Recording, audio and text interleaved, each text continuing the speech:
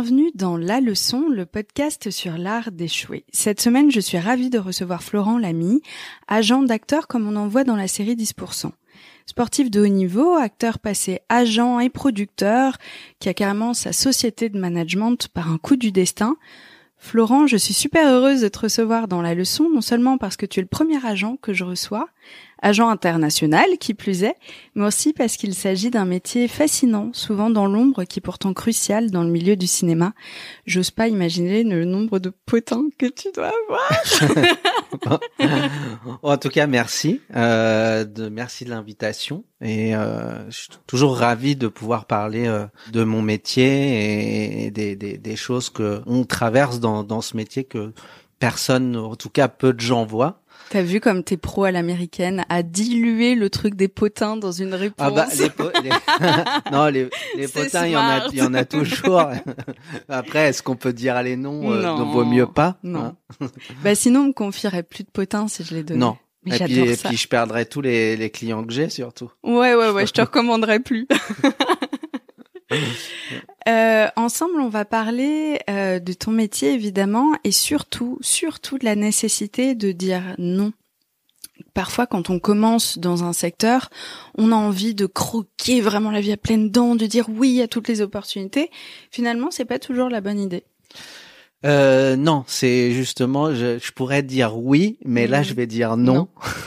C'est vrai qu'au début, j'étais quand j'ai commencé il y a Tu peux nous raconter d'ailleurs comment t'as commencé? Bah j'ai commencé parce que avant j'ai été attaché de presse, justement. Alors, ça va faire sens un petit peu avec le travail que je fais aujourd'hui, parce que j'étais attaché de presse dans une société qui faisait la communication et la presse pour les films américains, pour le studio de Metropolitan Film Export. Et j'ai un monsieur s'il m'écoute, il va se dire qu'est-ce qu'il dit encore. Est-ce qu'il parle français? Oui, il parle français. Il s'appelle François Frey. C'était un grand attaché de presse qui est maintenant à la retraite. Et qui m'a dit de venir le rejoindre pour travailler avec lui sur la presse. Et donc le premier film que j'ai fait avec lui, c'est Le Seigneur des Anneaux. T'as commencé petit. J'ai commencé petit et c'était vraiment une très grosse machine où là on voit, alors on a fait venir évidemment, il y a toute l'équipe américaine qui vient et j'ai vu tout ce système, toute cette machine américaine où il y a la publiciste qui vient, souvent le manager qui est là aussi, il peut y avoir les agents, mais c'est vraiment, ils viennent avec une équipe, alors pas tous, mais je trouvais ça assez fascinant.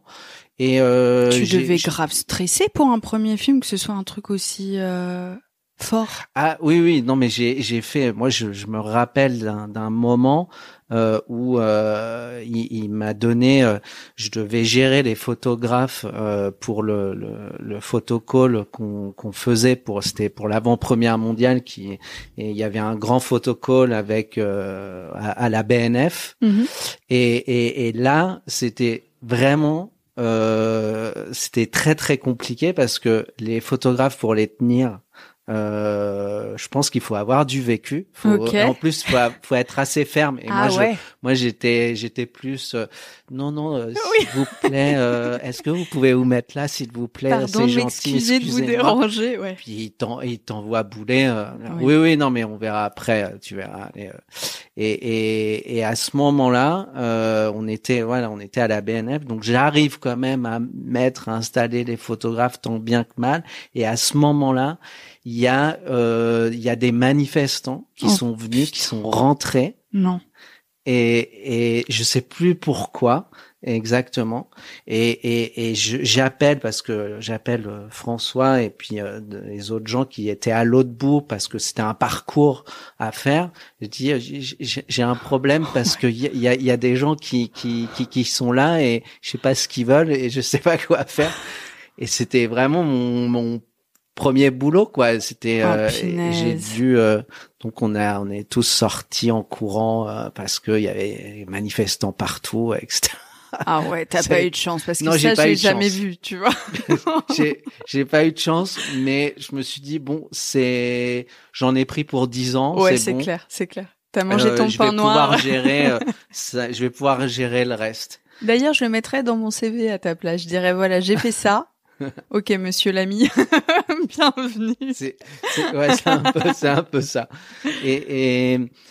Mais c'était super surtout de voir comment les Américains géraient leur talent, comment eux-mêmes les talents aussi ils gèrent leur promotion, leur communication. Et puis petit à petit, voilà, j'ai fait un réseau avec des talents américains, des agents, des managers avec qui j'ai continué à discuter. Et puis j'ai voulu monter ensuite ma société, mais d'attaché de presse, parce que je me suis dit tiens, je vais continuer. Je suis pas trop mal dans ce que je fais, donc je vais continuer, mais pour m'occuper des talents. En presse perso. Donc c'est en 2006. Donc ça existait pas trop encore. C'est-à-dire de s'occuper des comédiens et des comédiennes à l'année et de faire leur image. Ouais, c'est ça, c'est de l'image en fait. Voilà, aujourd'hui, il y a beaucoup de comédiens, ils ont tous à peu près leur attaché de presse à l'année pour se promouvoir un peu tout le temps, ou quand il y a des films ou quand il y en a moins. Et ça doit leur servir, d'ailleurs, j'imagine, à avoir des films aussi à côté, de se mettre en avant comme ça. Oui. De toute façon, je pense que ça d'avoir un attaché de presse, en tout cas pour les Américains, parce que eux, ils avaient comme généralement ils prenaient un attaché de presse parce que ils ont des films tout le temps, ils tournent tout le temps, ils sont sollicités pour des événements, des festivals tout le temps, donc à un moment ils délèguent ça à quelqu'un qui paye très cher généralement pour gérer tout ce côté de l'image et puis de la promo. Donc ça existait pas en France encore. C'était en 2006 et moi j'ai monté ça pensant que ça allait très bien marché, qu'il y avait un service à prendre là-dessus. Et puis j'ai commencé par les comédiens français, évidemment. Que tu connaissais un peu, tu t'étais fait un réseau, toi ? Parce que du coup, c'est ce qui était bien, c'est qu'en tant qu'attaché de presse, tu rencontres tout le monde. Tu rencontres les producteurs, tu rencontres des réalisateurs, tu rencontres les talents aussi avec qui tu travailles sur la promo, évidemment les journalistes. Donc c'est assez général et ça qui est intéressant.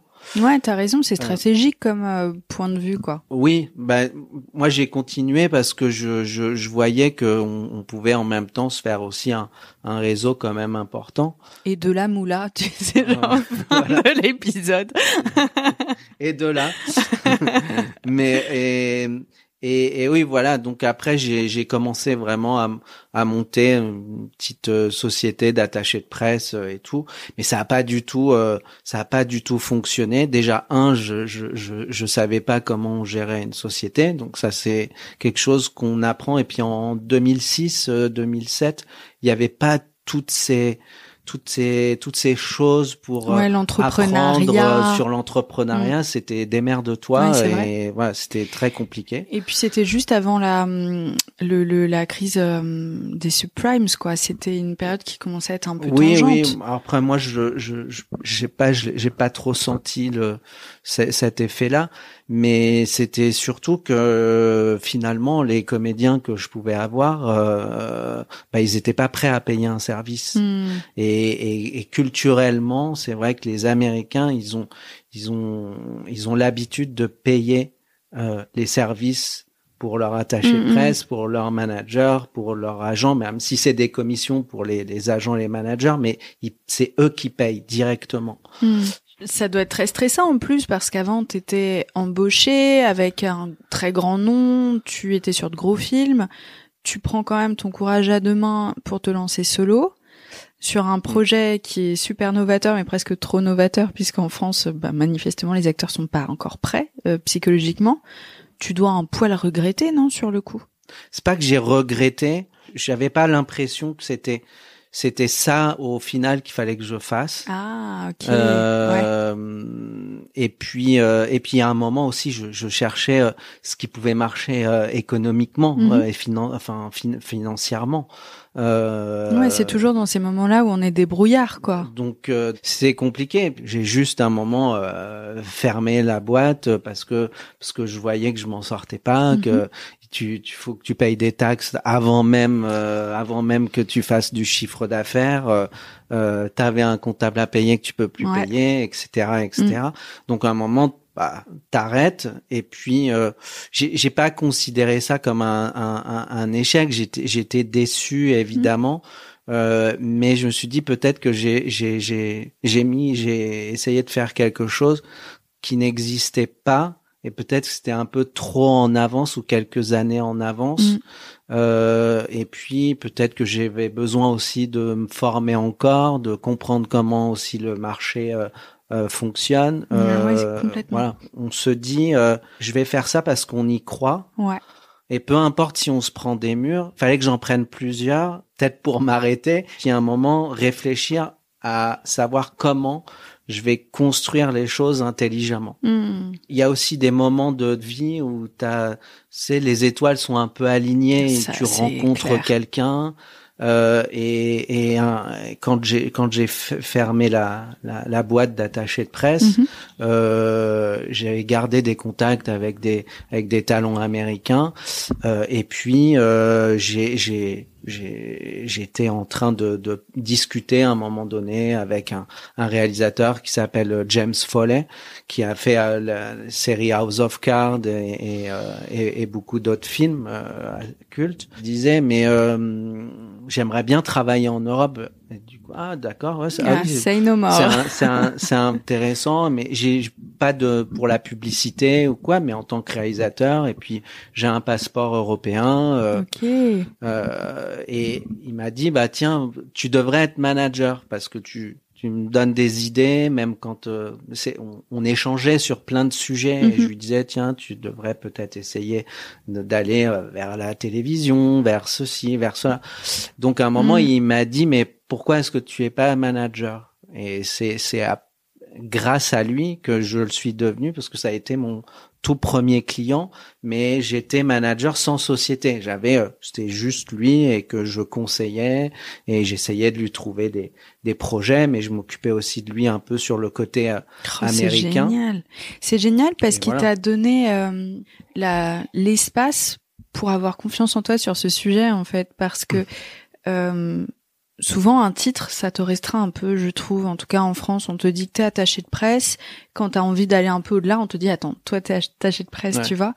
Et lui, toi, t'avais les idées, tout était déjà là. Lui, t'as juste offert l'opportunité de te voir peut-être autrement. Ouais, je crois qu'il a réussi à mettre un titre sur ce que je faisais c'est ça. avant. Mais assez naturellement. C'est que même quand j'étais attaché de presse, j'essayais toujours de trouver des nouveaux chemins, des nouvelles opportunités ou d'aider les clients qu'on avait sur trouver des nouvelles choses pour faire de la promotion. Alors à l'époque, Internet, il y avait tout ce qui est blog, etc. C'était pas encore. Les gens, ils galéraient pour avoir des interviews parce que ça intéressait pas du tout. Fallait faire le TF1, le journal de TF1, passer sur Canal et faire de la télé. Va être créatif avec ça, quoi. Et moi, je dis mais ce serait intéressant quand même de prendre des gens déjà qui sont journalistes internet, quoi. Ça, à l'époque, je sais pas si c'est rédacteur. On disait ça. Et parce que je pense que c'est des choses qui vont ensuite être vues partout, donc ça va donner une nouvelle image à des acteurs où les gens ne vont pas forcément les connaissent pas et vont peut-être les connaître à travers ces canaux. Mhm. Mais au début, on me disait non mais on s'en fout d'Internet. Non mais etc. Internet, ça va jamais marcher. On s'en fout. À l'époque, les trucs Allociné, machin, etc. On s'en fout ouais. complètement. Oh, putain. C'est pas les gens les plus importants. Ils étaient dans la liste d'en bas, quoi. Ouais. C'était quand s'il y avait pas trop de gens à inviter, bon, on dit allez, prends tes gens là d'Internet et puis cette expérience un peu d'attaché de presse a fait que quand James Foley m'a proposé d'être son manager, ça faisait un petit peu sens pour moi, du coup en me disant ah oui, bah en fait ça me permet de travailler de vraiment développer la carrière C'est dans clair. tous les sens du terme, que ce soit artistique et entrepreneurial, pour les talents. Mais tu flippais pas de conseiller aussi stratégiquement sur le côté entrepreneur, alors que toi-même tu venais de galérer avec ta boîte? Entre oui, mais nous, je le disais pas. Voilà, on est d'accord. C'est ça. Fake it until you make voilà, it. exactement. Ouais. Mais non, mais j'étais super excité de cette idée. Donc du coup, c'est vrai que j'ai en plus aussi j'ai bouquiné, que ça soit des documentaires ou de lire des bouquins sur le management et sur les grands managers qu'il y a eu comme McCormack qui est celui qui a créé AMJ qui était un des grands managers dans le monde du sport et autres. Après, il y a eu des gens comme Brian Sting en France, on va pas connaître, mais Brian Sting est une grande agence de management aux États-Unis. Okay. Et ce monsieur qui a créé cette agence avant était aussi producteur et c'est lui qui s'occupait de tous les gens du Saturday Night Live et qui produisait ça. Okay. Et il a produit Ghostbusters, etc. Donc il s'est occupé de la carrière de Bill Murray, etc. Donc t'as dit oui et puis tu t'es grouillé derrière de rattraper les petits trucs que tu connaissais pas encore en lisant à mort. Je trouvais ça fascinant leur histoire parce que ils ont fait partie intégrante de l'industrie hollywoodienne et ils ont laissé tous leur empreinte. Donc que ça soit à travers la façon dont ils ont géré les carrières de leurs clients, les films qu'ils ont produits qui sont cultes pour nous et qui existent, qu'on revoit 30 ans après. Et puis j'ai regardé aussi beaucoup un autre grand manager qui s'appelle Shep Gordon. Il y a eu un documentaire sur lui qui a été réalisé par Mike Myers, qui a été un de ses clients, qui est l'acteur et réalisateur Mike Myers. Et lui, il s'occupait, c'était un grand manager à la base de musiciens. Et il s'est occupé de Alice Cooper, de Jimi Hendrix, et puis après de Michael Douglas, Sharon Stone, etc.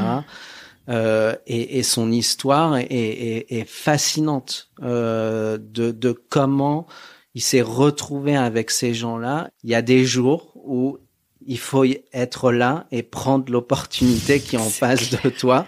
C'est clair. Et voilà, parce que lui, il est devenu manager vraiment. Son histoire est vraiment fascinante. Il est devenu manager. Il est parti à Los Angeles, s'est foutu dans un hôtel. C'était les années 60, 70. Il vendait de la bœuf aux gens, etc. Et puis un jour, il voit une femme qui crie en bas de l'hôtel, etc. Et en fait, il va pour essayer de la sauver. Et c'était juste une personne qui était en train de tourner. Je crois qu'il était en train de tourner un truc ou c'était pour de la musique. Et puis, alors je me rappelle plus du nom. Tout d'un coup, ça me reviendra. Du destin quand même, hein. Mais elle l'a pris d'amitié. Et puis il a dit attends, tu vends de la bœuf et tout, j'ai d'autres gens et tout qu'il faut que je te présente. Et il l'emmène dans une chambre et là il y avait Jimi Hendrix et tout. J'ai déménagé à Los Angeles. Lui dit ouais, toi tu devrais être manager. Mais non. Et il a commencé avec ces gens-là. Putain. Et après il y a Alice Cooper qui est venu. Il y a le mec a une une carrière incroyable. C'est dingue. Et il signait pas de contrat, il avait pas de contrat signé, etc. Ouais, et c'est lui qui a vraiment aussi importé après la starification des chefs. Okay. C'est vraiment le premier qui a mis en place des émissions pour les chefs, qui a grand visionnaire. Voilà. Et c'était les années 70, 80 quoi. Donc nous, on va faire un bond dans le futur, vers 2006. Voilà. Tu viens d'accepter ce contrat. Tu bouffes tout ce que tu peux sur le sujet parce que ça te fascine et il y a, je pense que tu as un feu à l'intérieur qui te dit putain, c'est vers là que j'ai envie d'aller, non? Oui, pour moi, c'était un métier où on touche à tout. C'était pas juste de trouver des castings pour les talents, mais c'était vraiment de développer leur carrière dans tous les aspects et c'est ça qui me plaisait. Et puis surtout, j'ai vu très vite ce que je voulais, c'était faire un lien avec les États-Unis et la France, et faire venir travailler les Américains chez nous en France. Donc au début, je cherchais des francophones. Et puis finalement, au fur et à mesure de travailler, d'y aller aussi, parce que je faisais beaucoup d'allers-retours, j'allais voir les agents, les managers, les producteurs, je leur expliquais ce que je faisais, qui j'étais, ce que je voulais faire, et donc ils me donnaient leurs clients, disant écoute, voilà, nous en France on n'y connaît rien, en Europe, France, Europe, c'est pareil. Le pays d'Europe, voilà. Vous parlez européen. Et puis c'était pas un marché sur lequel il se disait qu'il y avait vraiment clairement de l'argent à faire, mais ça pouvait être bien pour l'image de leurs comédiens.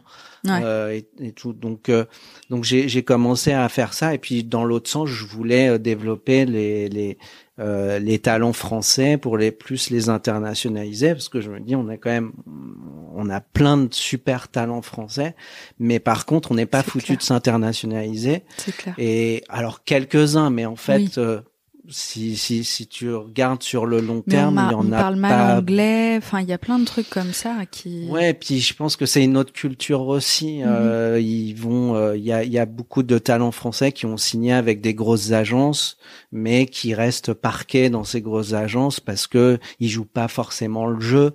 Il faut y aller, il faut repartir de zéro. Faut à un moment mettre son ego et dire ok, c'est vrai. Je repars de zéro. Je vais essayer de comprendre le système, comment ça marche. On voit Marion Cotillard, elle a super bien joué le jeu au moment où elle a eu son Oscar pour La Môme. Tout à fait compris le deal. Ok, faut que j'aille sur tous les talk shows, faut que je fasse le show à l'américaine. Elle a eu cette intelligence-là. C'est vrai après elle a une histoire vraiment à part. Elle a eu un Oscar, elle a justement le film avant d'avoir l'Oscar. Tu sais, quand on lui a dit en fait si tu veux l'Oscar, c'est toute la promotion de toute façon qui est très politisée aussi. Faut y aller. C'est encore une autre démarche, parce qu'il y a aussi des comédiens qui sont français, qui sont pas Marion Cotillard, qui ont pas eu d'Oscar, mais qui essayent de faire, qui ont des opportunités aux États-Unis, mais qui au final ils ont pas envie de s'intégrer à cette culture-là de business. Et vraiment on parle plus d'argent que de films. Et il faut accepter aussi des règles qui sont différentes. Et puis il faut surtout accepter que on repart de zéro. Et il y en a un que je trouve formidable, c'est Tahar Rahim, qui a vraiment voulu faire ça. Il le dit, moi je voulais réussir à faire des films américains et à travailler à Hollywood, et il le dit lui-même qu'il a mis son ego de côté et il est reparti de zéro pour faire une carrière là-bas. J'adore, je respecte beaucoup les gens comme lui qui disent j'ai envie de faire ça, donc je vais m'en donner les moyens. Il faut repartir de zéro, je repartirai de zéro. C'est un bosseur, c'est un bosseur acharné, et ça, de toute façon, c'est ce qui fait toute la différence aussi. Donc après, on peut signer dans une grande agence. Tu peux dire je suis chez CA, je suis chez WME, UTA, et puis d'avoir des castings de temps en temps. Mais bon, si tu joues pas le jeu, que tu vas pas, que t'as pas envie, que tu fais pas d'efforts aussi, c'est. Ouais, c'est clair, c'est comme tout, j'ai envie de dire. D'ailleurs, t'as des petits gâteaux si tu veux, je sais pas, Oui, je les vois juste à côté de toi. Si tu les veux pas, tu les veux pas. Non, je vais les éviter parce que si j'en mange un, t'en manges 10, quoi. T'as vu comme je les ai mis dangereusement près de toi, en plus. C'est très loin de moi. J'ai pas le droit, normalement, on a trop de chocolat, en plus. Ah, merde. Bon, je t'avoue que j'ai mangé 2 mini Magnum au dessert aujourd'hui, donc je vais rester sobre pour le goûter. Ouais. Dans ton parcours, il y a un truc qui est super intéressant. C'est le fait que t'étais passionné, t'avais envie que ça marche, t'avais un concept qui était très smart et qui était encore peu développé en France. T'as beaucoup dit oui. Et dans le cours de ta carrière, t'as commencé à dire peut-être que dire non, c'est pas déconnant. Est-ce que tu peux nous en dire plus? Je crois que j'ai beaucoup dit oui. Alors au début, parce que quand on cherche des clients, alors il y en a qui vont pas aimer que je dise client, mais ça c'est une autre histoire. Il y a des agents qui disent talent, client, okay. etc. Bon. Ça fait un peu produit, mais bon, c'est pas le sujet. Mais j'ai beaucoup dit oui parce que je voulais gagner ma place et puis quand il y avait des gens qui venaient vers moi pour me dire est-ce que tu veux t'occuper de moi, etc. Je disais oui sans vraiment réfléchir parce que je dis il faut amasser le plus de clients possible. Pour qu'à un moment ça marche et puis aussi que moi je me fasse de l'argent parce que bien sûr, c'est le but de c'est la quand guerre. même que à un moment je puisse vivre aussi de mon métier quand même. Je te le souhaite. Donc mais même avant je crois que je disais oui aussi parce que c'est un peu comme il y a un côté un peu psychologique et tout. Si on veut une validation des gens, en tout cas pour moi, c'était un petit peu cette validation de dire je vais dire oui comme ça on m'aime bien, comme ça on me on va me respecter plus, on va me trouver sympa, on va me trouver cool, etc. Moi, je sais que j'ai tendance encore à avoir des difficultés à dire non à des missions. Parce que si, en plus de tout ce que tu dis, j'ai vraiment la trouille de me dire, si je dis non cette fois-ci, est-ce que c'est pas la dernière fois qu'on pense à moi pour quelque chose, tu vois? Oui, non, mais il y a plein de facteurs qui fait qu'on dit oui. Pour ma part, c'était vraiment de pas être dans le rejet. Des personnes et que vraiment on dise Florent il est cool, il est bon délire. Tu lui demandes un truc, il dit oui. Ouais. Et sauf que à force de dire oui, des fois j'oubliais même sur quoi j'avais dit oui, et au final le oui est devenu une sorte d'échec plus que le non. Oui, parce que du coup on se dit il est pas aussi fiable que on pensait. Et ça m'a porté préjudice. Tu dis oui à plein de gens et puis au final t'es pas capable d'assurer de t'occuper d'eux comme ils l'entendent. Ça te met beaucoup plus de pression parce que t'es en retard sur plein de choses, t'as oublié telle chose. Puis t'es solo et je sais plus combien t'as de talent à ce stade. Alors quand t'es tout seul, en plus c'est compliqué et puis il y a des fois aussi je disais oui parce que je pensais pouvoir débloquer les choses et leur apporter vraiment ce qu'ils veulent.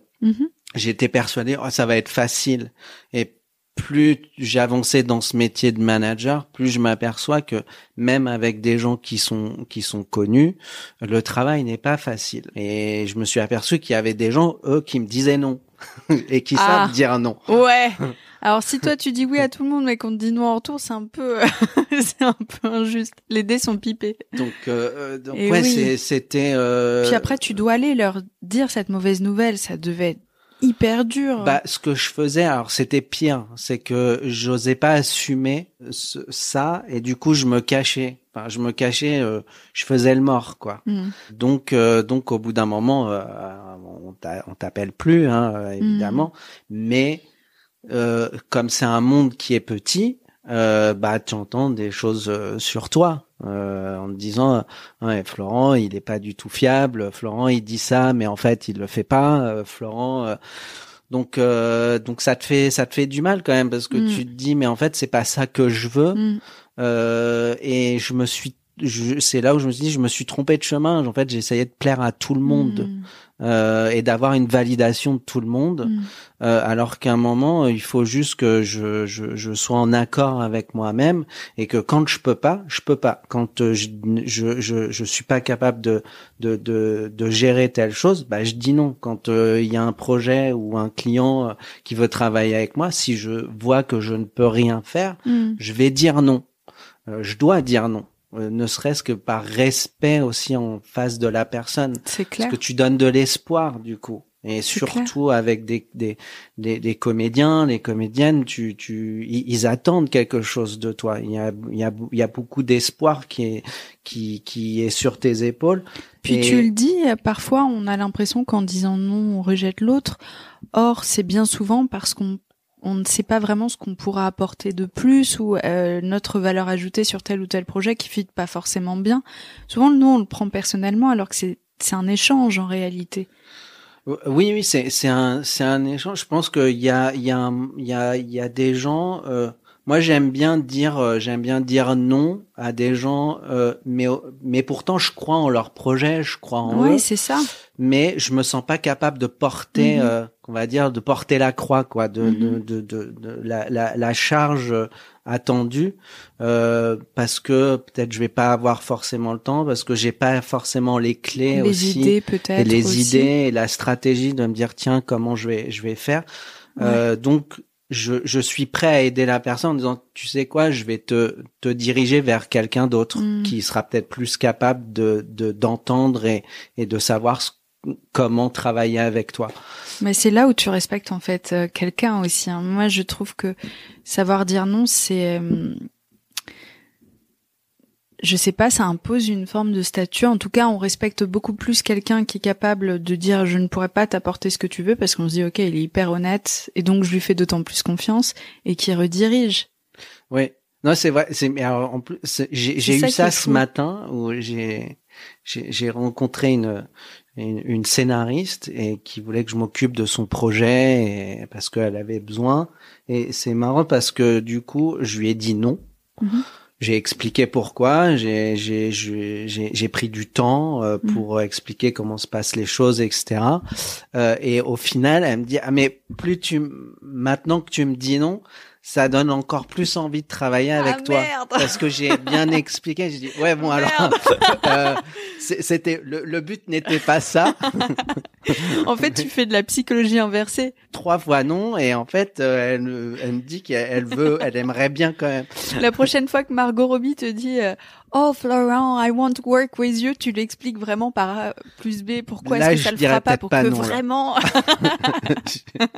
c'est risqué. Faut des balls. Mais ça peut rapporter gros. Oui, il y a plein de paramètres après qu'on va prendre en compte pour dire non ou oui, là. Oh non, par pitié, dis oui, évidemment, à Margot Robbie. Donc ouais, moi j'ai envie de respecter quelqu'un qui dit non aussi, d'autant plus pour ces raisons. Mais je pense que c'est avec l'expérience je me suis c'est pas que j'ai eu des échecs parce que j'aime pas dire forcément le mot échec. Ici on parle de leçons d'ailleurs. Voilà, c'est des leçons qui m'ont aussi emmené vers d'autres voies, d'autres opportunités. Et puis aussi de me connaître moi-même, de savoir vers qui je veux aller, qu'est-ce qui m'intéresse, quel genre de personne avec qui je vais travailler et comment je vais le faire. Je le dis souvent que aujourd'hui je sais que je serais très nul pour m'occuper de quelqu'un qui débute dans le développement. Et il y a des très très bons agents en France qui savent le faire et qui ont un vrai talent pour prendre des jeunes et savoir développer leur carrière au tout début. Ouais. Moi, c'est pas quelque Puis ça chose demande que beaucoup d'investissement aussi. Beaucoup d'investissement. Beaucoup d'investissement et des fois qui sont pas forcément gratifiants. Ça paye moins bien en plus. Oui, de toute façon, oui, ça, c'est sûr, ça paye moins bien. Après, c'est aussi de se dire, est-ce que cette personne va être fidèle aussi, parce que c'est très, ça peut être très frustrant et très dur psychologiquement pour des agents qui ont fait un boulot monstrueux de développement. La personne commence à marcher. Et puis après ils partent et ils vont dans une autre plus grande agence ou un plus grand agent. J'en connais qui ont eu des gros coups durs à cause de ça. Et je sais pas je sais pas si les comédiens je pense qu'il y a un côté aussi très égoïste dans tout ça, ce qui paraît peut-être normal, mais en France, pour moi, je trouve qu'il n'y a pas une grande fidélité de la part des talents avec leurs agents, alors que aux États-Unis, c'est quand même, alors ça bouge pas mal, mais c'est quand même rare qu'il y ait un talent qui va quitter son manager parce que il réussit et il va aller avec un autre manager qui est soi-disant plus important, plus influent, etc. Oui, et puis ils parfois sont quand même très fidèles. Ça peut même être une fausse bonne idée. Moi, j'ai entendu dire, je suis dans une super grosse agence, c'est top, mais comme je suis pas encore très connue, on s'intéresse moins à moi. Tu vois, c'est comme dans l'édition. Oui. On rentre, on est dans une belle vitrine, mais c'est flatteur de dingue. On est derrière. C'est ça. C'est comme dans les stands, t'as le premier paquet et puis t'as celui qui est tout au fond. Donc t'as intérêt à faire 1m90, quoi, parce que sinon, on ne voit pas beaucoup. C'est ça. Mais c'est vrai que, je pense que, en tout cas, moi, je suis pas capable de faire, de faire ça. Et c'est vraiment beaucoup d'investissement et, de temps et aussi, psychologique. Ouais, ça s'entend tout à fait. Voilà. Et, moi, ce que je vois dans ton parcours, c'est hyper intéressant. C'est toutes ces, en fait, t'as forgé ta carrière par plein de tests et plein de moments où ça a été oui, ça a été non, et ça t'a permis de te connaître en fait, tous les petits échecs que t'as vécu. Oui, alors moi il y a un truc que j'aime bien, il y a d'ailleurs il y a une phrase je trouve qui me correspond. Après ça résonnera peut-être à plein de gens aussi, mais d'ailleurs il y a le film Air avec Michael Jordan sur Nike avec le deal Michael Jordan moi j'adore ce genre d'histoire. Et Phil Knight qui est le fondateur de Nike disait que on est reconnu pour les règles qu'on transgresse. Et moi j'ai toujours voulu faire le contraire un peu de ce qu'on ce qu'on me disait, mais apporter des choses qui n'existent pas, prendre des modèles où on me dit non mais ça peut pas marcher, etc. Parce qu'il y a plein de gens qui m'ont dit tu veux t'occuper d'Américains en Europe, mais pourquoi? En plus, ça sert à rien. Ils voudront jamais. Enfin, c'est que des complications. Heureusement que tu les as pas d'accord, je vais le faire quand même. Parce que on y croit vraiment, on est passionné. Alors, on fait des fautes, c'est normal. Et puis, c'est après, avec l'expérience qu'on arrive un petit peu à resituer, à se modeler et tout, et à faire moins de conneries. Et c'est vrai que j'ai jamais vraiment suivi les règles. Ce qu'on me dit, tu peux pas, je voulais produire des films, mais tu peux pas représenter des gens et produire aussi. En fait, si. Oh, ça me saoule les gens qui disent ça, mais occupez-vous de vos audions, tu vois. Enfin, qu'est-ce que c'est castrateur de dire tu peux pas faire ça, tu peux pas. Oui, mais on a un truc, je pense, j'entends aussi, il y a beaucoup d'entrepreneurs qui le disent aussi, où en France on a plein de bonnes choses, c'est vrai. On peut réussir plein de, si on veut, on a tous les éléments, en tout cas chez nous, pour réussir. Mais il y a cette culture un petit peu du non mais ça c'est trop difficile, non mais ça tu vas pas pouvoir le faire parce que c'est impossible, là c'est pas le moment, c'est trop dur, c'est trop compliqué, enfin il y a toujours une négation. Et c'est vrai que tu vas ailleurs, en tout cas en particulier aux États-Unis, ils te disent tu veux faire ça, ok, vas-y fais-le, il y a pas de problème. Alors on te fait confiance, mais t'as intérêt à assurer. Voilà. C'est, en tout cas, on te dit, ok, tiens, les portes, elles sont ouvertes, on te donne les clés, mais derrière, il faut que t'assures. Ok, tu dois faire ce que tu dis. Peu importe que ton idée soit folle, soit complètement incongrue ou ah ouais, je savais pas que c'était on comme te ça. dit, ok, super, vas-y, va jusqu'au bout de ton idée. Mais voilà, c'est un truc. Ouais, tu dois prouver après, c'est fou. Alors je sais que aux États-Unis, il y a ce truc beaucoup plus libéral, évidemment, you can do it, everything is possible et tout. Je savais pas qu'en plus de ça, on te donnait presque la confiance en toi nécessaire pour l'accomplir, tu vois. Si on te donne la chance. Je pense que les gens font confiance assez rapidement.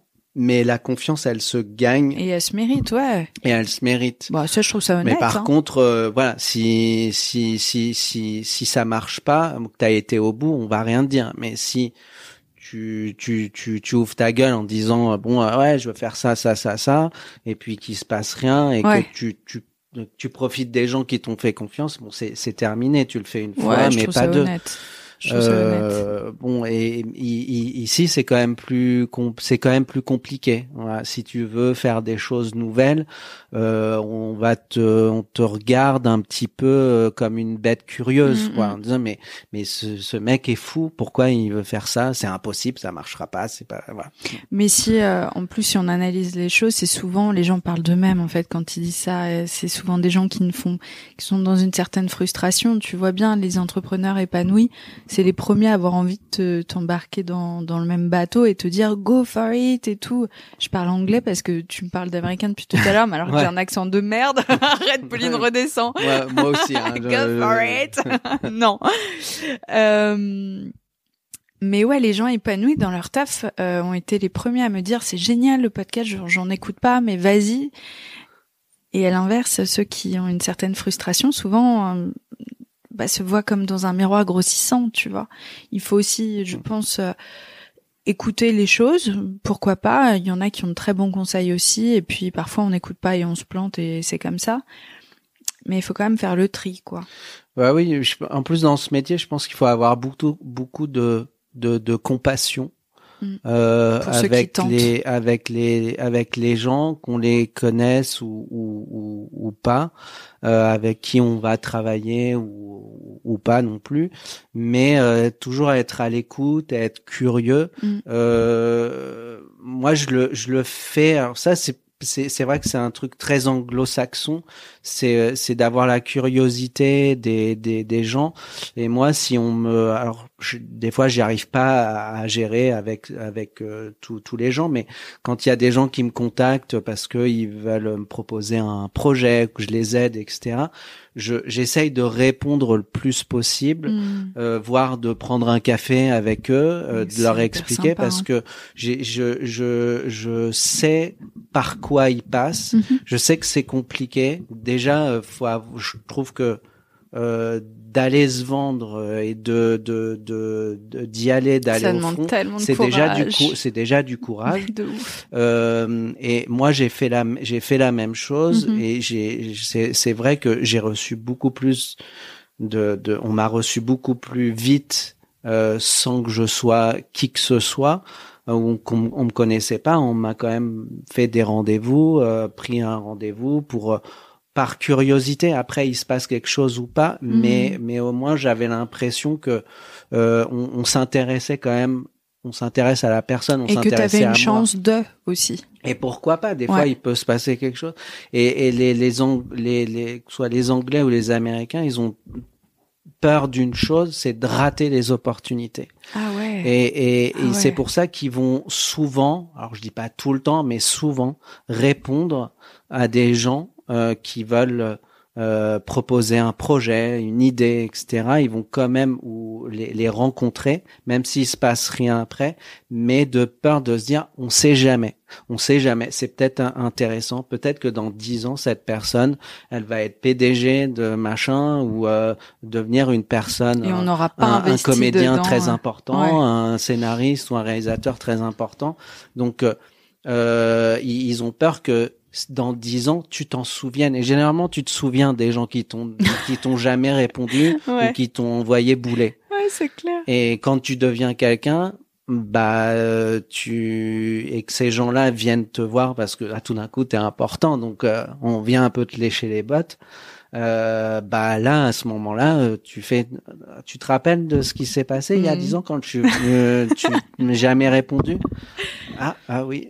Et ça, c'est un truc que les Anglais et les Américains, ils détestent. C'est que si ils veulent pas louper une occasion. Ici, en France, si t'es pas recommandé, si t'es pas lié à quelqu'un, si t'as pas un nom, etc., c'est quand même, il y en a qui me diront que c'est pas vrai, mais c'est quand même très difficile d'avoir des rendez-vous avec des gens si t'es pas recommandé, si t'es pas, je sais pas, fils de machin, c'est plus compliqué. Si t'es pas recommandé, s'il y a pas quelqu'un qui est un peu derrière toi, si t'as pas le nom, pour aller voir telle ou telle personne que t'aimerais rencontrer, c'est compliqué.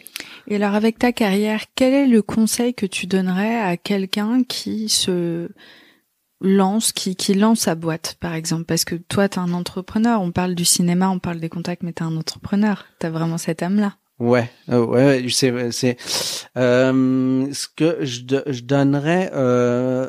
Je pense qu'il faut pas, en tout cas, si de ma part, c'est que j'ai jamais vraiment trop réfléchi aux difficultés qu'il pouvait y avoir.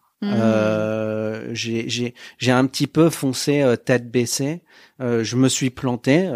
Du coup, oui, c'est QFD. À certains moments. Mais en fait, j'ai pas eu cette frustration de me dire, ah merde, ça va pas marcher, etc. Je me posais pas vraiment de questions. Et je pense qu'il faut pas vraiment se poser de questions et aller, en fonction de ses envies. Quand on sent, faut y aller. Quand on a envie de quelque chose, allons-y. Et alors, faut pas être brutal dans sa façon de faire. Bien sûr. Je pense, faut être intelligent, compatissant. Faut avoir de la curiosité. Faut montrer sa passion aussi qu'on a. Mais s'il y a un chemin qui marche pas, il y en aura un autre qui marchera. C'est la preuve. Voilà, oui. Avec ton histoire. C'est ça. Après, je continue toujours. Je suis toujours. Parce que si ça avait marché, tu serais resté. Et c'est vraiment moi, je trouve que c'est un très beau métier. Donc, je dénigre pas du tout, mais tu serais resté dans le domaine de la presse, attaché de presse, etc. T'aurais fait une super carrière, mais en fait, la tienne t'attendait ailleurs.